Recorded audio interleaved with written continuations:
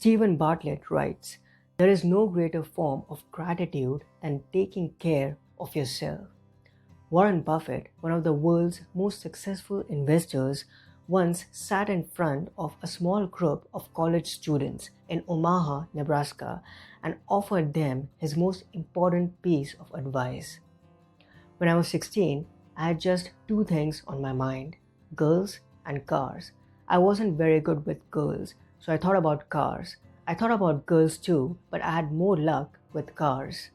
Let's say that when I turned 16, a genie had appeared to me, and that genie said, "I'm going to give you the car of your choice. It'll be here tomorrow morning with a big bow tied on it, brand new, and it's all yours." Having heard all the genie stories, I would say, "What's the catch?" And the genie would answer, "There's only one catch. This is the last car you are ever going to get in your life, so it's got to last a lifetime." If that had happened, I would have picked out a car, but can you imagine knowing it had to last a lifetime, what I would do with it? I would read the manual about 5 times. I would always keep it garaged. If there was the least little dent or scratch, I'd have it fixed right away because I wouldn't want it rusting. I would baby that car because it would have to last a lifetime. This is exactly the position you are in concerning your mind and body. You only get one mind and you only get one body, and it's got to last a lifetime. Now, it's very easy to let them ride for many years, but if you don't take care of that mind and that body, they'll be a wreck 40 years later, just like the car would be. It's what you would do right now today that determines how your mind and body will operate 10, 20, and 30 years from now. You must take care of it. Buffett's wisdom was clear. If we neglect our vehicle, our health, it will deteriorate over time, ultimately failing us when we need it most. His lesson is simple yet profound. How we treat our bodies and minds today determines how they will serve us in the future. Despite this truth, many of us structure our lives around external pursuits, our education, careers, relationships, and the accumulation of wealth and experiences. These pursuits, while valuable, often come at the expense of our health. We tell ourselves that we will prioritize exercise, nutrition, rest, and mental well-being once we achieve a certain milestone, after graduation, after the next promotion, or after we settle down.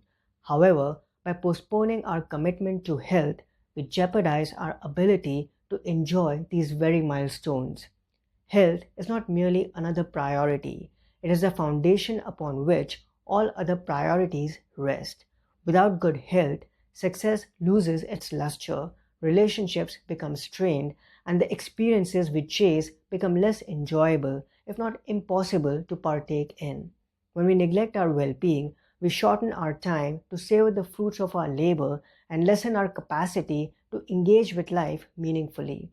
Conversely, when we recognize health as our first priority, we gain longevity, energy, and mental clarity, which in turn enhance our ability to thrive in other areas.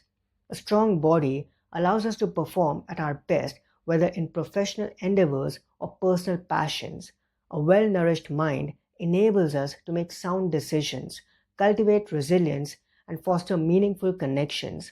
By taking care of our health today, we secure not only a longer life, but a more fulfilling one. Prioritizing health requires daily intentional choices. It means exercising regularly, eating nutritious foods, getting adequate sleep, managing stress, and investing in mental and emotional well-being. These are not luxuries or secondary concerns. They are non-negotiable investments in our future selves. Every step we take to protect and strengthen our bodies and minds is a step toward a richer, more vibrant life. Buffett's metaphor reminds us of an undeniable truth. We have only one body and one mind, and they must last a lifetime. By embracing this reality and making health our foremost priority, we unlock the potential to experience our careers, relationships, and aspirations with greater vitality and joy. Edward Stanley points out, those who think they have no time for bodily exercise will sooner or later have to find time for illness.